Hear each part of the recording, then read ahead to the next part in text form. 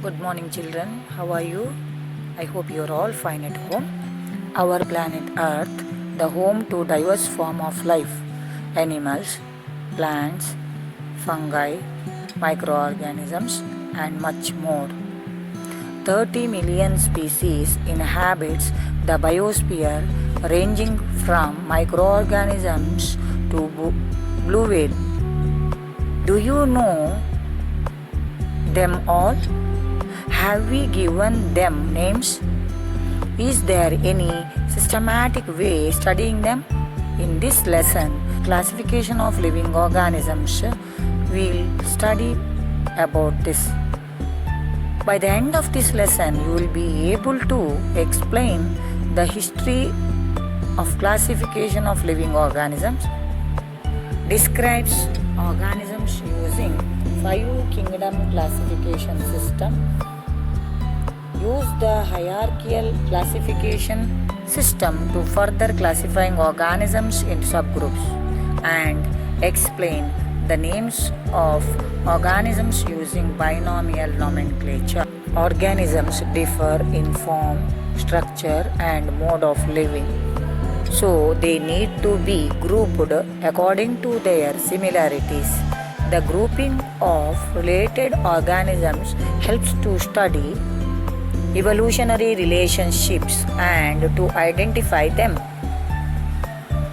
In the 4th century, Aristotle, the Greek philosopher, classified animals based on whether they live on land, in water, or in the air. But this classification was unscientific, as he placed unrelated organisms like fishes, crocodiles, and whales living in the same habitat in the same group. What is classification? Classification is the division of living organisms on the basis of characteristics into groups and subgroups. A characteristic may be a particular form or function. For example, some animals have 5 fingers. This is a characteristic. The process of classification continues using a new characteristic each time. All living things are classified on the basis of their form and function, but forms and functions evolve with time. Evolution is the change in inherited traits from one generation to the next. It was Charles Darwin who put forward the idea of evolution in 1859. In his book, The Origin of Species, most life forms that we see today have evolved to survive better.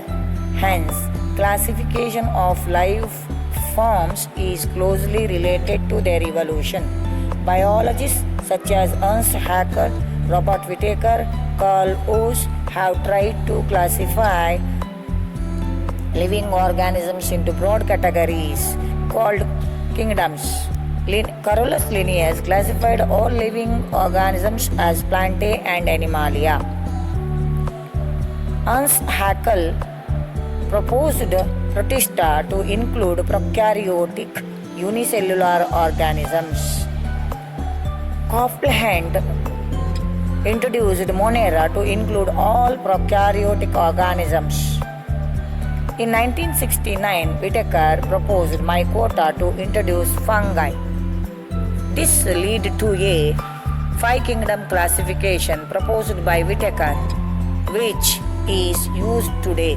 These kingdoms were formed on the basis of cell structure, mode, source of nutrition, and body organization.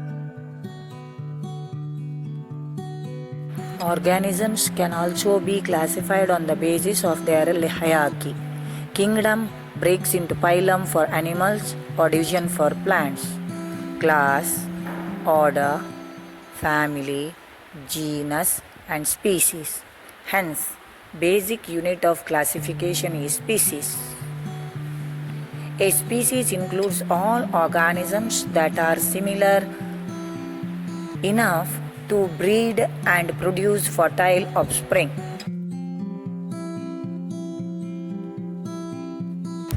Another important landmark in the history of classification of living organisms was the development of the system of scientific naming or nomenclature introduced by Carolus Linnaeus.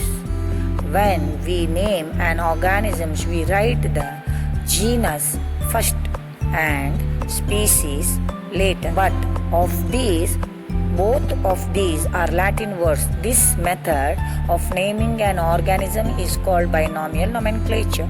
Certain conventions are followed while writing scientific names. The name of the genus begins with the capital letter. The name of the species begins with the small letter. When printed, the scientific name is given in italics, and when writing in hand, the genus name and species name have to be underlined separately. Now, let us take good look at the 5 kingdoms. The kingdom Monera includes prokaryotic cells which lack cell organized with nucleus and membrane-bound cell organelles. Some of the Monerians are bacteria, blue-green algae or cyanobacteria, and mycoplasma. Monera are autotrophic. They get their food by synthesizing their own food. They are also heterotrophic, that is, they get their nutrition from surrounding environment. Members of the kingdom Protista are algae, diatoms, protozoans. Protista include plants and animals. Their mode of nutrition can be autotrophic or heterotrophic. They are unicellular, simplest form of eukaryotes. Some Protista move with the hair-like cilia, whip-like flagella, or finger-like pseudopodia. The next kingdom is fungi. Includes mushrooms, rhizophus, and muca. These organisms are not plants and not capable of performing photosynthesis. Most fungi are multicellular and eukaryotic. They have cell wall made up of a special chemical called cutin. Fungi decay dead plants and animals to obtain their food. Hence, the names are appropriate. There are some fungi that live in mutual relationship with blue-green algae. Both fungi and blue-green algae together known as lichens. This relationship is called symbiosis.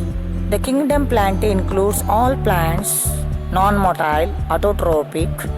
They are multicellular and eukaryotic. Cell wall is made up of cellulose. Kingdom Animalia is the largest of kingdom in terms of species diversity. This kingdom includes all animals that are motile and heterotrophic. They are multicellular and eukaryotic without cell wall. Dear student, please answer the following question. Write it in your science notes. Thank you. Be safe. Take care.